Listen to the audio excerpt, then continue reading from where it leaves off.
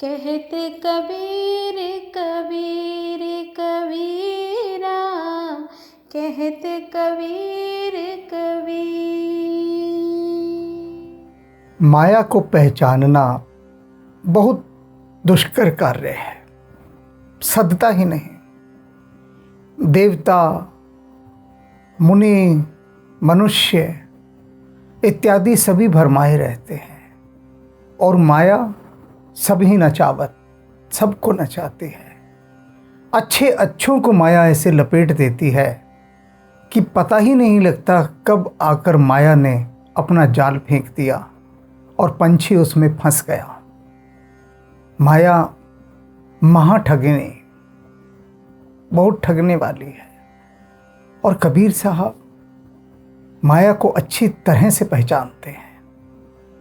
क्यों पहचानते हैं? क्योंकि कबीर साहब ज्ञान को उपलब्ध हो चुके हैं। वह जो भी बुद्ध पुरुष जो भी ज्ञान को उपलब्ध हो चुका है, माया उसे फिर नहीं छेड़ती, दूर दूर से निकल जाती है। जानती है कि पहचान लेगा, फौरन पहचानी जाऊंगी। और स्वयं को पहचाने जाने के भय से, लाज से माया भक्तों के निकट नहीं जाती है, वास्तविक भक्तों के निकट। क्योंकि लज्जा आती है माया को कि ये जो प्रभु का भक्त है, इसके निकट में जाऊं, कैसे जाऊं? प्रभु ने तो कह दिया है कि ये मेरे जन हैं। अब जो प्रभु ने जिनकी घोषणा कर दी ये मेरे जन हैं, तो उनके निकट भला मैं कैसे जाऊं? तो वहां नहीं जाती। लेकिन कबीर साहब देख रहे हैं कि माया किस किस तरह से, कैसे कैसे रूप धर धर के सबको भरमा रही है। तो किस प्रकार से कबीर साहब ने आज अपनी बात कही है, वह समझने वाली बात है। क्योंकि वही बात तो भरमा रही है मनुष्यों को। अटके पड़े हैं देवता भी, ऋषि मुनि भी, मनुष्य भी। तो पहले सुनिए वह गहरी बात। कबीर काली सुंदरी, भई सो पूरन ब्रह्म। कबीर काली सुंदरी, भई सो पूरन ब्रह्म। सुर नर मुनि भरमाए के, कोई न जाने मर्म कबीरा, कोई न जाने मर्म। कबीरा काली सुंदरी, भई सो पूरन ब्रह्म। कबीर साहब कहते हैं जो काली सुंदरी है ना, ये पूर्ण ब्रह्म बन चुकी है। ब्रह्म को तो लोग भूल गए और काली सुंदरी को ब्रह्म मान लिया इन्होंने। अब काली सुंदरी क्या है ये भी समझ लीजिए। पहले सीधा सीधा समझा दूं मैं। जो काले रंग की सुंदरी होती है ना, वो उससे दृष्टि नहीं हट सकती, क्योंकि गहरा आकर्षण होता है, गहरा आकर्षण। आप गोरी सुंदरी को देख लीजिए, थोड़ी देर में ऊब जाएंगे, ज़्यादा देर नहीं देख पाएंगे। लेकिन जो काली सुंदरी होती है, काले रंग का जो सौंदर्य होता है, उसका आकर्षण इतना घनीभूत होता है, इतना सघन होता है कि आपको बरबस खींचे रखता है, बांधे रखता है। अब यहाँ पर काली सुंदरी कबीर साहब ने किसे कहा है? सामान्य लोग बाग क्या कहते हैं? काला अक्षर भैंस बराबर। उन्होंने भैंस कहा काले अक्षर को लोगों ने। लेकिन कबीर साहब कितना सम्मान कर रहे हैं। कबीर साहब शास्त्रों में लिखे हुए अक्षरों को काली सुंदरी कह रहे हैं। काले अक्षर लिखे होते हैं ना सारे, काली स्याही से। तो कबीर साहब कहते हैं ये जो काली सुंदरी है, अर्थात शास्त्रों में लिखे हुए जो अक्षर हैं, भाई सो पूर्ण ब्रह्म, ये तो पूरी तरह से ब्रह्म बन चुकी है। लोग इनको भगवान मानते हैं, शास्त्रों में लिखी हुई बातों को उससे टस से मस नहीं होते।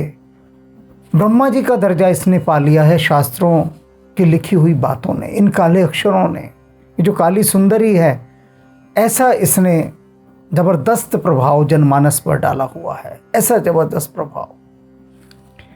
सुर नर मुनि भरमाए, सब भरमाए हुए हैं, इस भ्रम में हो गए हैं सारे। कौन? देवता, ऋषि मुनि, मनुष्य। किस भ्रम में की? तो भाई शास्त्रों में लिखा है, हम इसके विरुद्ध कैसे चले जाएं? और ये जो काली सुंदरी है, ये तो पूर्ण ब्रह्म बन चुकी है। लोग शास्त्रों में लिखी हुई बातों के पीछे पागल हुए पड़े हैं एकदम। और कोई न जाने मर्म, इसका जो मर्म है, इसका जो रहस्य है, कोई नहीं जानता। बस सब उसके वशीभूत हुए, पगलाए हुए घूम रहे हैं। वह भरमा रही है ये काली सुंदरी, शास्त्रों में यह लिखा है, वह लिखा है, इसको मानो। मैं कुछ उदाहरणों के माध्यम से बात बताता हूँ। जब कबीर साहब कह रहे हैं कोई न जाने मर्म, यानी इसका मर्म, इसका राज, इसका रहस्य कोई नहीं जानता, तब इसका मतलब ये नहीं कि कोई नहीं जानता, कोई कोई जानता है। वह कौन कोई? कोई जो बुद्धत्व को उपलब्ध हो गया, जो ज्ञान को उपलब्ध हो गया, जो परमात्मा को उपलब्ध हो गया, वह पहचान लेता है। और कबीर साहब उपलब्ध हैं, पहचान लेते हैं। एक उदाहरण से समझाता हूँ। राम, शास्त्रों को मानने वाले, मर्यादा को मानने वाले, मर्यादा पुरुषोत्तम राम, मर्यादा से हटकर वे कभी नहीं चले। विश्वामित्र ले गए उनको दशरथ जी से मांग के कि चलो भाई, जरा ये राक्षस हमें सताते हैं, हमारी रक्षा के लिए तुम चल पड़ो। लेके जा रहे हैं जंगलों के बीच में से, ताड़का सामने आ जाती है। वो सारा ताड़का वन था, आतंक था ताड़का का। ताड़का रावण की सेनापतियों में से एक थी। अब वो ताड़का दौड़ती है मारने, देखती है कि विश्वामित्र 2 राजकुमारों को लाए हैं। और जब वो दौड़ रही है मारने के लिए राम, लक्ष्मण और विश्वामित्र को, तो विश्वामित्र कहते हैं राम मार दो इसे। राम के बीच में ये काली सुंदरी आ जाती है। भाई सो पूर्ण ब्रह्म, जो पूर्ण ब्रह्म बनी हुई थी। राम ने शास्त्रों में पढ़ा था, ये काली सुंदरी पढ़ाकर गई थी राम को कि नारी पर शस्त्र नहीं उठाना, गौ पर शस्त्र नहीं उठाना, गौ माता पर, ब्राह्मण पर शस्त्र नहीं उठाना, गुरु पर शस्त्र नहीं उठाना। अब राम का जो वो पारंपरिक चित्त था सामने आ जाता है, कहता है गुरुदेव आप ये क्या कह रहे हैं। वह चित्त कहता है विश्वामित्र से, गुरुदेव ये तो स्त्री है, नारी है, आप ये मुझे क्या कह रहे हैं कि मैं नारी का वध कर दूं। अब विश्वामित्र इस काली सुंदरी का, इस माया का भ्रम तोड़ते हैं। कोई न जाने मर्म, कोई इसका मर्म नहीं जानता, कोई कोई जानता है।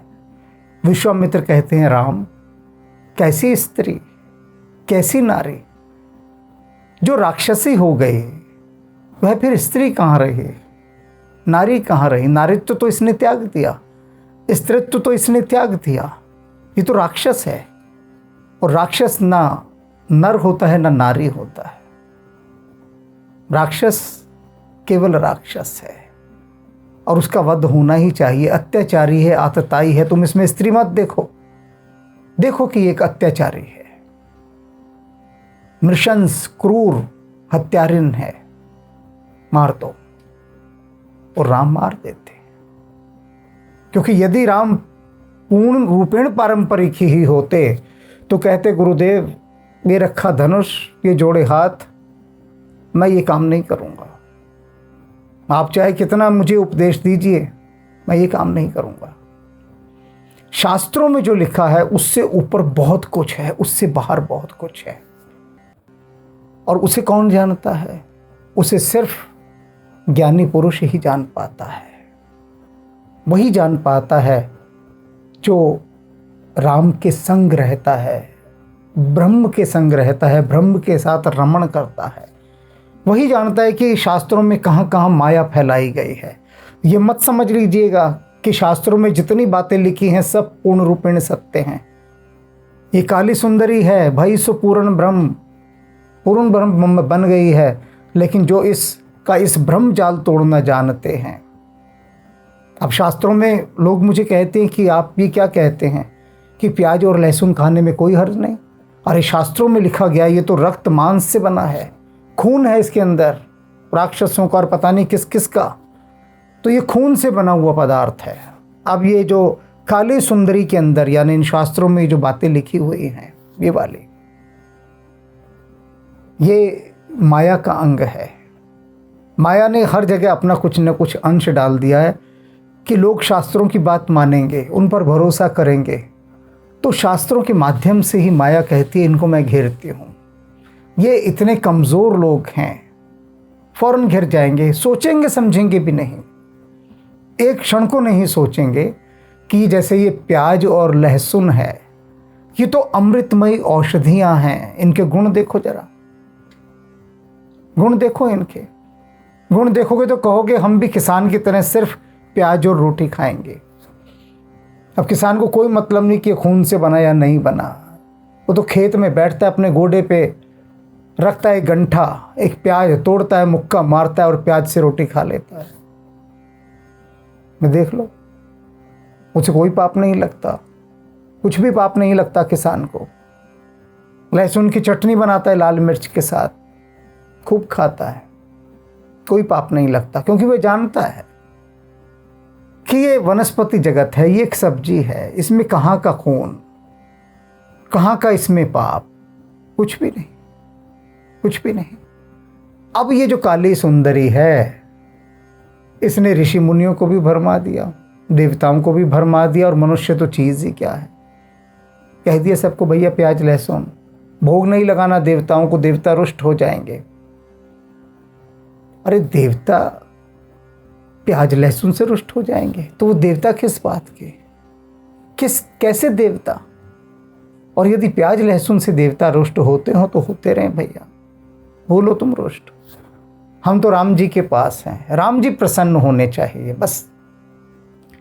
तो शास्त्रों की जितनी बातें हैं वे सारी की सारी बातें ज्यों की त्यों स्वीकार कर लेने योग्य नहीं है, ये बात समझ लीजिए। ये काली सुंदरियां हैं शास्त्रों में, बेहिसाब काली सुंदरियां जगह जगह पर बिठाई गई हैं प्रयत्न पूर्वक, माया ने बिठाई हैं। माया कहती है इतना ही सरलता से थोड़ी ना मैं परमात्मा की तरफ जाने दूंगी, हजार हजार हथखंडों से घेरूंगी, और हजारों की तो जरूरत नहीं पड़ेगी, एक आध हथकंडा ही काफी है, एक आध, उसी में घिर के जीवन बर्बाद कर देती है माया। लोग कहते हैं कि बिना नहाए पूजा नहीं करेंगे, खाली पेट पूजा करेंगे, स्नान ध्यान करेंगे, तब भोग लगाएंगे परमात्मा को। अरे परमात्मा को इससे क्या लेना देना, तुम नहाए नहीं नहाए, तुम खाए तुम नहीं पिए, क्या तुमने किया, परमात्मा को उससे कोई लेना देना नहीं। उसको यही धंधा बचा है क्या कि सारे ब्रह्मांड को छोड़कर, जो एक राई के दाने के बराबर भी नहीं दिखती पृथ्वी इस ब्रह्मांड के अंदर, उसके अंदर वो तुम्हारा हिसाब किताब रखेगा कि कौन नहाया कौन नहीं नहाया, और नहाया तो किस साबुन से नहाया, किस शैम्पू से नहाया, कि मंगलवार को सिर धोया कि बृहस्पतिवार को सिर धोया। परमात्मा इसका हिसाब किताब रखेगा क्या? परमात्मा के पास हिसाब किताब होता है, मैं ये नहीं कह रहा, होता है पूरा हिसाब किताब, लेकिन होता है आपकी भावनाओं का, आपकी भावनाओं का। ये आप काली सुंदरी के कहने पर कितना चले इसका कोई हिसाब किताब नहीं रखता राम। उसका हिसाब किताब जाता है आपके नकारात्मक खाते में, नेगेटिव पोर्शन में। ये याद रख लीजिए, बड़े अच्छे से समझ लीजिए। ये कबीर साहब के माध्यम से समझाया जा रहा है, कबीर साहब ही समझा रहे हैं कि माया को तोड़ने के लिए, इस काली सुंदरी के जादू को तोड़ने के लिए समझ लीजिए गहरी बात कही जा रही है, गहरी बात। परमात्मा सिर्फ आपके भाव को देखता है, आपके खान पान, आपके रहन सहन, आपकी दिनचर्या, इन सबको नहीं देखता कि आप बिस्तर पर पड़े पड़े ही राम का नाम ले रहे हैं, या पूरा नया कुर्ता पैजामा पहनकर, नई साड़ी पहनकर, कोरे वस्त्र पहनकर, तब धूप माला सुगंधित लगाकर तब राम का नाम ले रहे हैं। राम को कोई सरोकार नहीं। भाव आपका कैसा है, भीतरी दशा कैसी है, भीतरी जुड़ाव कैसा है, इससे सारा का सारा सरोकार है। तो जीवन में ये जो काली सुंदरी है, इसके प्रभाव से बचिए। बहुत कुछ बातें इसमें ऐसी हैं जो जिन्हें पढ़कर, देखकर, सुनकर लगता है कि नहीं, ऐसा होना तो ठीक नहीं है, ये होना तो धर्म नहीं है। धर्म कहते हैं जो धारण करने योग्य है वो धर्म, धार्यति इति धर्म, जो धारण करने योग्य वह धर्म है। अब ये बड़ी बारीकी से इसको, मर्म को समझना है। बहुत ध्यान से इस संसार की बातें सुना कीजिए, क्योंकि संसार में बहुत कुछ अनावश्यक इतना फैला हुआ है, इतना फैला हुआ है कि वो आपको भरमाएगा, बेहद भरमाएगा। आप इन भ्रमों के जाल से, काली सुंदरी के जाल से मुक्त होने के लिए सजग रहें। कबीर काली सुंदरी भई सो पूरन ब्रह्म